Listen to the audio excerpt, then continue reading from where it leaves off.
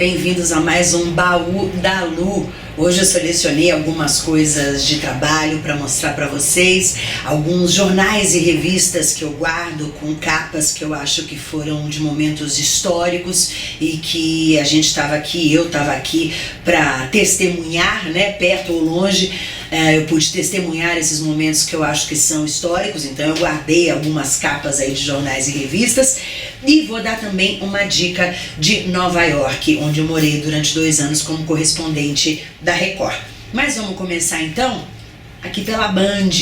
Isso aqui foi o ano de 2002, se eu não estou enganada, e foi a primeira vez que eu fui a um carnaval de Salvador. Fui para cobrir o Carnaval de Salvador. Se vocês lembram, naquela época a Band já estava há alguns anos, tinha começado recentemente a cobertura do Carnaval de Salvador, o que foi um acerto tremendo da emissora, porque deu um ibope muito grande e a emissora acabou ficando conhecida por essa cobertura do Carnaval de Salvador, que antigamente a gente só fazia a cobertura do Carnaval do Rio de Janeiro. Então, em 2002, eu fui destacada pela Band para participar dessa cobertura e foi demais. Por conhecer o Carnaval de Salvador, eu nunca tinha ido e, nossa, fiquei fascinada com aquela multidão, aquela música, aquele astral. Não que eu fosse chegada a axé, nunca fui, na verdade, mas quando a gente está lá, a gente realmente é contaminado por aquele espírito maravilhoso, aquela alegria daquele povo e foi sensacional. Apesar de ter trabalhado muito, eu curti muito também, porque essa credencial aqui me dava acesso a todos os lugares que vocês puderem imaginar. Todos os camarotes, Daniela Mercury, o Expresso 2222 do Gilberto Gil, da prefeitura, onde ia um monte de gente bacana, e aos trios elétricos também. Eu subi no trio elétrico da Ivete Sangalo, do Chiclete com Banana e vários outros aí. Então eu tive assim visões privilegiadas e estive em lugares privilegiados do Carnaval de Salvador, graças a essa credencial aqui. Inclusive o meu irmão, Marcelo, estava lá comigo aquele ano, me ajudou muito a trabalhar e tal, e pôde curtir também um pouco comigo esse carnaval exclusivíssimo em Salvador, tendo acesso a todos os lugares. Esse carnaval foi especial também porque eu entrevistei a Gisele Bündchen. Era a primeira vez que ela vinha a um carnaval em Salvador. Ela estava na época morando em Nova York, namorando Leonardo DiCaprio, e veio ao Brasil para curtir o Carnaval de Salvador. Ela tinha até dito que não daria entrevistas e tal, porque estava num momento de férias, mas eu ali num dos camarotes, em algum momento, fiz algumas perguntas para ela. Ela respondeu rapidinho, mas respondeu, né? E eu vi a Gisele Bündchen de perto, linda, maravilhosa ali. Eu falei, realmente essa mulher tem algo fora do comum. E tem mesmo, muito bonita. Lembro que eu entrevistei também o Caetano Veloso, enfim, várias outras pessoas, né? Bombando! Sabe o que é isso? Tá cheio de gente, cheio de famosos, cheio de gente que fala de famosos. Tô aqui com a Joyce Pascovitch, jornalista, colunista, que tá num terreno fértil aqui na Bahia, né? Brincadeira que tem de gente bonita e famosa aqui, né, Joyce? Esse ano tá do jeito que o diabo gosta. Achei ela bonita, mas não conhecia. E hoje já, depois de anos, voltei a vê-la. Ela é linda demais. Eu tô na Bahia. Aí, Astrid, a gente conseguiu. Foram alguns dias de cobertura ali em Salvador e foi super especial. Foi também esse ano a estreia da Cláudia Leite no circuito Barra Ondina. Foi a primeira vez que então ela teve um trio elétrico dela, né? E se lançou ali como cantora de axé music na época, né? Hoje já mudou, tá, o rumo aí da carreira, mas foi a estreia da Cláudia Leite. Eu me lembro muito bem, ela cantava muito bem e já foi super elogiada nessa estreia dela no carnaval e deu no que deu, o que nós estamos vendo aí hoje, né? Então, olha, bons tempos, boas lembranças. Tava lá com a Astrid, com o Betinho, a Flávia Feola, o Érico Aires, que era o nosso produtor, conhecia Deus e todo mundo, ainda conhece, lá em Salvador. Foi um momento muito bacana e que eu guardo com muito carinho essas fotos aí também, tudo dessa experiência que eu tive lá em Salvador. Meu primeiro e último, único, né? Não sei se vai ter outro, carnaval em Salvador. Muito bacana. Agora, passando para as capas de jornais e revistas, eu vou mostrar aqui para vocês já tá tudo amarelo, né? Porque também, olha quanto tempo faz isso. Quem lembra dessa cena antológica? Quem lembra disso aqui? O Cafu segurando a taça Gilles Rimet. Era Gilles Rimet ainda? Ainda chama Gilles Rimet toda a taça? Não sei, mas enfim, tava aqui essa cena, né? Foi antológica, o Brasil campeão, pentacampeão na Copa do Japão e da Coreia em 2002. Tá aqui, Brasil vence a Alemanha por 2-0 e conquista a Copa pela 5ª vez. Achei interessante também, olha aqui atrás o anúncio do Bombril, né? Também já no clima aí da Copa do Mundo. E curiosa, até uma piadinha, isso aqui me fez lembrar uma piadinha que eu li esses dias, recebi no WhatsApp, falando que a Bombril está avisando aos consumidores um comunicado que agora, já que não tem mais a antena analógica e não precisa mais pôr o Bombril na antena, o Bombril passa a ter de 1000 utilidades. Perdeu uma utilidade que era essa da antena dos televisores antigos. A gente fazia isso, punha Bombril e tal, enfim, uma piadinha. Mas essa aqui então é uma capa de jornal que eu guardei, o Jornal da Tarde que eu assinava na época.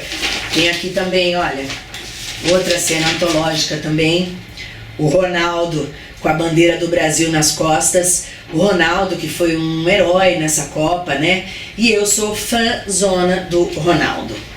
Podem falar o que quiser, ele pode fazer o que quiser fora do campo, fez, não fez, tá gordo, não tá, mas super penta. E eu sou fã do Ronaldo, não só por tudo que ele fez no esporte, mas também por aquela questão do joelho. Eu tive que operar o joelho, me machuquei uma vez e tive que operar o joelho.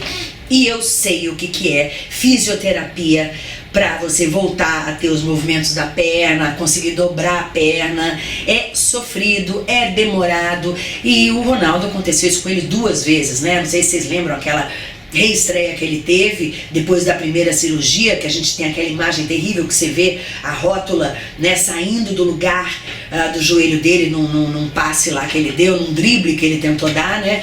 E lá vai ele de novo, operar de novo, fazer fisioterapia de novo. Então assim, esse cara é um herói. E eu não esqueci as alegrias que ele já deu pra gente em campo. Muitas alegrias, muito orgulho de ser brasileiro esse cara já deu pra gente. Então, Ronaldo, sou sua fã forever. Nunca entrevistei o Ronaldo, gostaria muito um dia. Outra capa de jornal que eu guardei foi essa aqui, também Jornal da Tarde, que eu assinava na época. Essa aqui é de uma quarta-feira, 12 de setembro de 2001.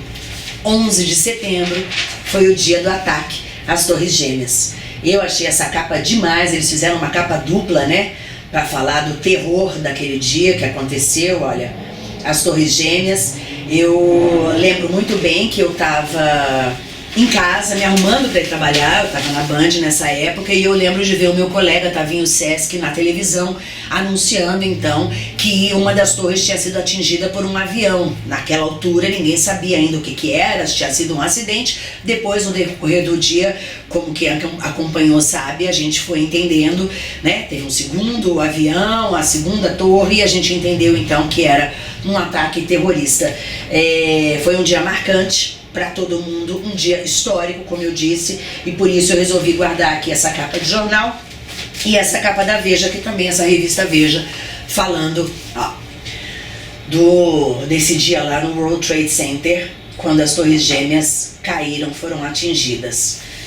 Foi terrível, né? E coincidentemente, 10 anos depois, em 2011, eu estava em Nova York, trabalhando já como correspondente pela Record, e eu cobri os 10 anos do World Trade Center, o evento que marcou os 10 anos dos atentados às Torres Gêmeas. Eu já fui lá próximo ao local onde hoje é o memorial das Torres Gêmeas. As duas torres, as duas piscinas que construíram em homenagem às mais de 3.000 vítimas já estavam prontas, elas foram inauguradas no dia seguinte, e é onde tem os nomes das 3.000 vítimas, e foram as piscinas construídas nas fundações das duas torres, né? Então a gente ficou num terraço de um local em que a gente podia ver todo o memorial, uma visão privilegiada. Tava a imprensa do mundo inteiro, obviamente, cobrindo aquele evento. momento. Eu lembro até que eu vi o Anderson Cooper da CNN, ele estava lá do ladinho da gente também, para marcar os 10 anos do World Trade Center. A gente entrou ao vivo pro Jornal da Record, foi uma cobertura super bacana, inesquecível para mim. E eu tava lá, 10 anos depois, para participar desse momento. E ainda falando em Nova York, é isso aqui, olha. Como eu vivi lá 2 anos, eu fui a muitos lugares, eu passei demais, eu fui a muitos musicais que eu ainda vou mostrar pra vocês aqui, muitos mesmo. Eu aproveitei aqueles 2 anos e conheci esse museu que eu acho que pouca gente que vai a Nova York conhece, e eu super recomendo pra vocês. É esse aqui, olha, o Tenement Museum, Lower East Side. Ele fica no Lower East Side de Manhattan. E o que tem de interessante nesse museu?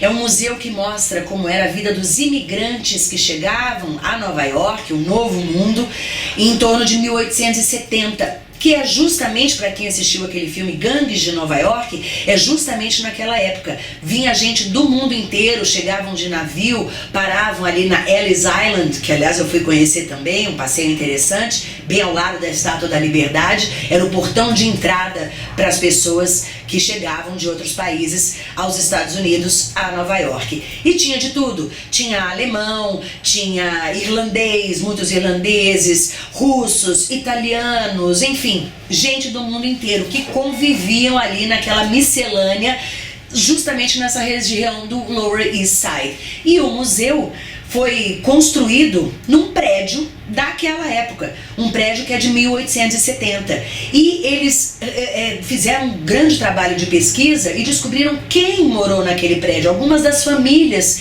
que passaram por aquele prédio, e reconstruíram a casa daquelas pessoas. O prédio é da época, então ele tem muita coisa ainda desde aquela época, e eles em leilões e coisas do tipo, eles foram recolhendo alguns objetos de uso diário ali para compor, para montar aquele apartamento. Tudo isso com a ajuda de descendentes dos imigrantes que moraram lá. Super interessante. Eu sou uma pessoa que eu adoro história, então, a gente poder ver como é que as pessoas viviam exatamente, em que lugar elas moraram ali, tem fotos das famílias. É um passeio assim maravilhoso. Existem vários tipos de tour que você pode fazer, tem até as comidas que faziam naquela época, você pode experimentar isso lá mesmo no museu, comidas que eram feitas por diferentes tipos de imigrantes, então diferentes tipos de comida, você pode experimentar isso também. Tem passeio pelo bairro para ver outros prédios que ainda existem, locais onde aconteceram coisas históricas, importantes. Então, olha, fica na Orchard Street, número 97, Lower East Side, Manhattan. Super recomendo. Você que está indo para Nova York, você que um dia pretende ir, não deixe de visitar os grandes museus, obviamente, que a gente nunca deixa, que são maravilhosos, mas esse aqui, para quem gosta de história, se for o seu caso, vale muito a pena. Eu amei e pretendo voltar para fazer outros tours que eu não fiz ainda. Então é isso aí, por hoje é só aqui no Baú da Lu, mostrando algumas das minhas muitas recordações para vocês. Espero que vocês estejam gostando. Diz aí se você quer ver algum tipo de coisa. Eu já mostrei minha placa, no programa passado, que tinham me pedido, e tem muito mais para mostrar para vocês. Toda quarta-feira tem o Baú da Lu aqui no meu canal do YouTube, e terças e quintas, você já sabe, tem o fundo do baú com os meus entrevistados revelando pra gente as suas recordações. Curte aí esse vídeo, não esquece, se você gostou, se inscreve no canal, assim sempre que tiver um de novo você vai ficar sabendo e vai poder acompanhar. Aperta as notificações, aí você já vai ser sempre avisado. E compartilhe também, se você gostou, compartilhe aí com seus amigos, com a família, com todo mundo. Quero aumentar as inscrições, preciso aumentar as inscrições do canal, então me ajuda aí, vai gente. Um beijão, a gente se vê na próxima quarta-feira com mais um Baú da Lu. Tchau!